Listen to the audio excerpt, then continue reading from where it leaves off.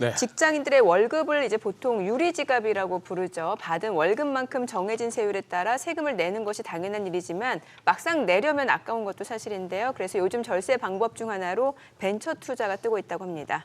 네, 개인이 벤처에 투자한다. 좀 막연하고 어렵게 느껴지는 분들 많으실 텐데요. 오늘 벤처 투자의 모든 것을 알려드리겠습니다. 정의연 변호사 나와 계십니다. 어서 오세요. 어서 오세요.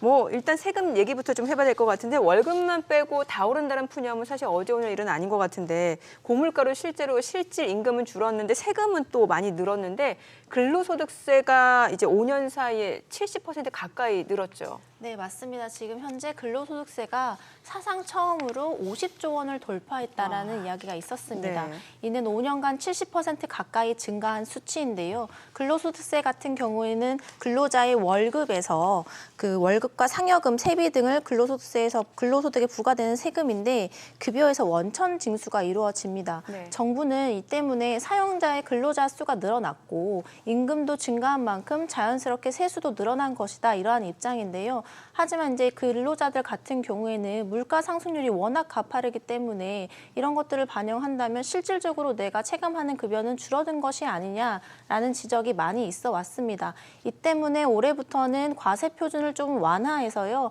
그 좀 소득세를 경감해주고자 하는데 이러한 제도 정책의 변화에도 불구하고 올해 근로소득세 세수는 60조 원이 돌파할 것으로 예상하고 있다고 합니다. 더 늘어날 것으로 와, 보이네요. 네. 예.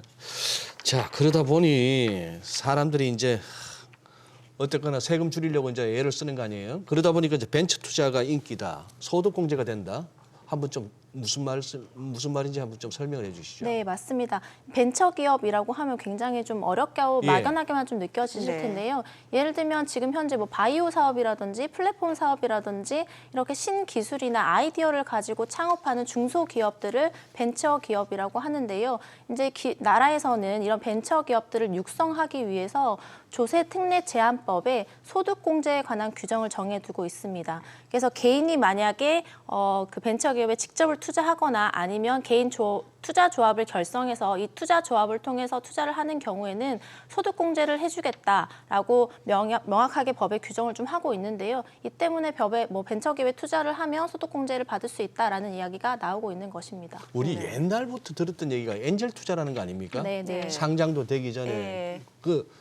뭐 그렇게 같은 개념으로 보면 되나요? 네, 유사한 개념으로 보시면 됩니다. 그 창업한 지 3년 이내에 벤처기업에 투자하는 경우를 이제 벤처기업 투자라고 보고 이것들에 대한 투자금을 공제해주는 제도이다. 이렇게 생각하시면 편하실 것 같습니다. 네, 보통 이제 개인들이 플랫폼을 이용해서 많이 좀 활용을 했던 것 같은데 사실 개인이 벤처기업에 투자하는 게 그렇게 말처럼 쉽지만은 않은 것 같은데 생각보다 굉장히 활성화돼 있다고 하는데 실제로 벤처 투자 인기가 어느 정도인지 궁금해지네요. 네, 원래 벤처 투자라고 하는 것은 뭐 증권사라든지 자산운용사 아니면 VC 업체들 같은 기관 투자자들이 투자하는 것이 대부분이었습니다. 네, 왜냐하면 그렇죠. 벤처 투자라고 하면 굉장히 고위험성을 예. 뭐 내포하고 있기 때문에 개인 투자자들이 쉽게 나설 수가 없었던 것인데요. 그렇지만 방금 말씀드렸던 소득공제의 혜택이 워낙 크다 보니까 이제는 개인 자산가들이나 근로자들이 벤처 투자에 나서는 경우가 늘어나고 있다고 합니다. 벤처기업 투자로 인해서 소득공제를 받게 되는 것은 우리나라의 세법상 가장 크게 소득공제를 받을 수 있는 방법 중 하나이다라고 할 만큼 소득공제의 규모가 굉장히 크거든요. 근데 이제 개인이 직접 투자하기에는 부담스러우니까 이제 개인 투자 조합이라는 것들을 결성해서 이 조합을 통해서 벤처기업에 투자하고 있는 수가 굉장히 증가하고 있습니다. 쉽게 말씀드리면 개인이 벤처기업에 투자하기 위해서 경제 공동체를 뭐 모집해서 만든다라고 생각을 하시면 되는데요. 이런 투자 조합에 출자를 하고요. 그 출자한 금액을 통해서 벤처기업에 투자하게 되는 경우에는 3천만 원까지는 100% 소득공제가 이루어지고 네. 3천만 원을 초과하고 5천만 원 이하의 구간에서는 70%, 그다음 5천만 원을 초과하는 투자금에 대해서는 30%까지 소득공제가 이루어지기 때문에 굉장히 투자금에 대해서 많은 혜택을 주고 있는 제도다라고 생각을 하시면 좋을 것 같습니다. 네. 지금 투자 조합이라 하셨는데. 네. 그래요. 지금 이제 말씀하신 것처럼 이게 이제 벤처 투자가 지금까지는 기관 투자자들의 그거였죠. 네네. 소위 말하는 창투사들. 네. 그게 이제 벤처 캐피탈 아닙니까? 네네. 그러다 보니 괜찮아 보여서 투자를 했고 진짜 대박이 날 수도 있고 네. 아니면은 그 투자 자체가 아예 뭐 성과가 없을 수도 있는 거고. 네네. 근데 이제 개인들이 들어간다. 지금 꼭 투자 조합이라는 걸 통해서 하는 거예요? 아니면 개인 자체적으로는 힘들고요? 개인이 직접 벤처 기업에 투자해도 되고요. 그 결국 그 아직 비상장도 안 된 그 회사의 주식을 산다는 얘기죠. 그렇죠. 네. 주식이나 뭐 전환사채 같은 것들을 네, 뭐 네. 소위 말해서 인수한다 네. 이런 개념으로 생각하시면 되는데 개인이 투자하실 수도 있고 개인이 투자하는 것들이 조금 부담스러울 경우에는 보통 개인이 하려면 규모가 좀 커야 되더라고요. 그렇죠. 예. 투자 조합을 통해서 해보셨구나. 투자를 하는 거죠. 아니 제가 해본 게 아니고요. 아. 예, 그렇다고 하더라고요. 예. 네, 계속하시죠. 네네네. 그래서 뭐 벤처기업 그 조합을 통해서 투자하는 경우에는 이제 소액을 출자하더라도 조합을 통해서는 큰 돈을 만들어서 투자가 가능하기 때문에 이런 조합을 꾸려서 투자하는 방식을 선택을 많이 하시는 것 같습니다. 네. 그럼 실제로 소득공제 범위가 어느 정도 절세가 가능한지 좀 알려주시면 좋을 것 같아요. 네, 방금 전에도 예. 한번 설명을 드렸었는데 3천만 원까지는 100% 소득공제가 100%. 이루어지고요. 소득공제죠. 네, 3천만 원을 초과하고 5천만 원까지는 70% 소득공제, 그다음에 그 5천만 원을 초과하는 금액에 대해서는 30%의 소득공제가 이루어지고 있습니다. 예, 이게 개인이 투자조합을 만들어서 이제 기업에 투자한다라는 자체가 좀 흥미롭긴 한데 그럼 실제로 그 절차를 좀 알려주시면 좋을 것 같거든요.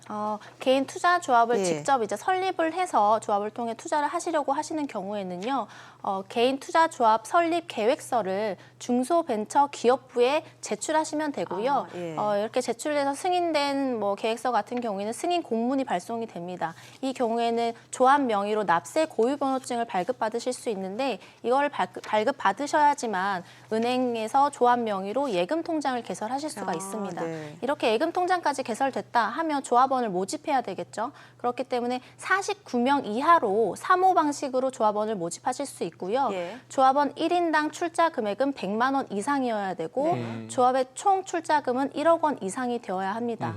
이렇게 해서 조합원 모집과 출자가 끝났다면 예금 통장에 해당 금액을 예치를 시키고요. 중소벤처기업부에 내가 이렇게까지 조합을 만들어서 이제 벤처기업에 투자할 준비를 마쳤다라고 해서 조합 등록을 마치면 이때부터는 벤처기업에 투자를 했을 때 소득공제를 받으실 수 있는 요건이 갖춰지시는 것입니다. 아, 그것도 조합 만들고 사람 모집 49명 모으고 하는 것도 일인데 그 누가 또 깃대를 들고 나서야 되겠네요. 네, 맞습니다. 뭐 업무 집행 조합원이라고 해서 이런 예. 업무 집행을 총대를 메고 하시는 예, 분들이 예. 있고요. 만약에 이게 좀 부담스러우신 분들은 요즘에는 플랫폼 업체라든지 플랫폼, 예. 해서 이제 개인 투자자와 조합원을 이렇게 조합을 연결시켜주는 업체들이 있기 때문에 예. 또 이를 통해서 투자하시는 방법도 있습니다. 그 예전에 엔젤 투자도 그 플랫폼 많이 사용하시잖아요. 그 비슷한 것 같아요. 와, 우리 정민앵커가 김대호 박사님급이세요. 모르는 게 없으세요.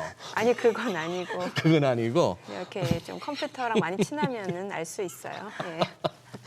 네. 자, 그런데 이 엔젤 기업이 완전 신생 기업도 아니고, 근데 통상적으로 규모는 작습니다. 네. 그러면 좀 우리 투자하는 관점에서 주의할 점은요. 네, 맞습니다. 이게 소득공제 혜택이 굉장히 크다 보니까 이게 본질이 투자라는 것을 좀 잊어버리시는 경우가 굉장히 많이 네. 있습니다. 그렇지만 이제 우리는 소득공제를 받기 위해서는 창업한 지 3년 이내에 창업 그 벤처 기업에 투자를 해야 되는 거기 때문에 굉장히 고위험 투자다. 이거를 반드시 인지를 하셔야 되고요. 중소벤처기업부에 따르면 창업한 지 5년 이내에 생존하는 기업은 30%에서 40% 정도밖에 되지 않는다고 네. 하거든요. 그러니까 3년 이내에 기업에 투자를 하는 만큼 굉장히 고위험 투자이다. 이걸 반드시 기억하셔야 되고 그만큼 또 대상 기업의 그 정보나 뭐 비전 같은 것들을 확실히 좀 공부하시고 투자를 하시는 것이 바람직할 것으로 보입니다. 또 한 가지 주의하셔야 될 점은 벤처 투자에 대해서 소득공제를 받은 뒤에 3년이 지나기 전에 조합에 출자한 지분을 양도하거나 조합으로부터 출자한 원금을 분배받는 경우에는 소득공제 받으신 부분 전부가 추징의 대상이 되니까요. 다 토해내야 되네요. 네, 맞습니다. 뭐 자신의 출자 지분을 양도할 계획이 있으신 분들은 소득공제 절대 받으시면 안 되신다는 것도 주의해야 되고요. 마지막으로 좀 당부드리고 싶은 말씀은 플랫폼을 통한 묻지마 투자를 좀 주의하셔야 됩니다. 예. 왜냐하면 이제 개인이 이제 뭐 인터넷에 한번 접속해 보면 그 투자 조합에 연결시켜주는 플랫폼에서 가장 크게 광고하는 것은 소득 공제거든요. 예. 그럼 거기에 현혹이 돼서 내 투자금을 투자를 했는데 이 플랫폼에서 어떤 투자 조합에다가 내 돈을 출자를 시킬지 그 조합에서 또 어떤 벤처기업에 투자를 할지 이런 뭐 단계에 있어서 좀 깜깜이 투자가 되는 경우가 굉장히 네, 많습니다. 그래서 내가 만약에 뭐 3천만 원을 투자하고 한 900만 원 정도의 소득공제를 받았는데 나중에 이 원금을 다 잃어버리면 그렇죠. 결국에는 아무런 소용이 없는 것이기 네. 때문에 내 원금을 지키고 수익도 보장받을 수 있으려면 이런 깜깜이 투자를 좀 주의하시고 경계하시는 게 필요할 것 같습니다. 변호사님 설명 듣다 보니까 여기도 그 눈먼 돈 먹겠다고 많이 좀 어떤 굉장히 많습니다. 예, 네. 많겠어요. 진짜 조심하셔야겠습니다. 저희들이 이런 걸 소개를 해드리면서도 어떤 절세 전략이다 뭐 이런 차원에서 소개는 해드리지만 세상이 워낙 흉흉해서 말이죠. 예, 그렇죠. 진짜 절세하려다가 괜히 원금 날리는 수가 그 있기 소득공제 때문에. 좀 네, 받겠다고 맞습니다. 하다가 예. 실제로 이런 뭐 플랫폼 업체들을 사기죄로 고소하기 위해서 찾아오신 분들이 굉장히 많고요. 그러세요? 네. 원금을 잃어버리고 나서 예. 뭐 수익을 보장해준다고 했는데 내 원금이 1년 뒤에 찾아보니 없더라. 예. 네, 그래서 사기죄로 고소하겠다고 오시는 분들도 굉장히 많습니다. 네.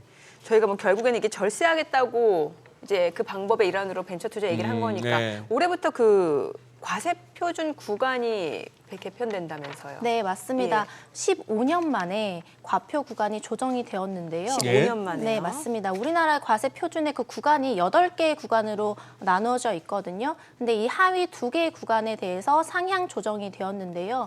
먼저는 가장 낮은 금액이 조정되는 게 6%의 구간입니다. 네. 이 소득세의 6%가 적용되는 최저 과세 표준은 1,200만 원 이하에서 1,400만 원 이하로 200만 원가량 상향 조정되었고요. 소득세율 15%가 적용되는 1,200만 원 초과 4,600만 원 이하 구간은 1,400만 원 초과 5,000만 원 이하 구간으로 상향 조정되었습니다.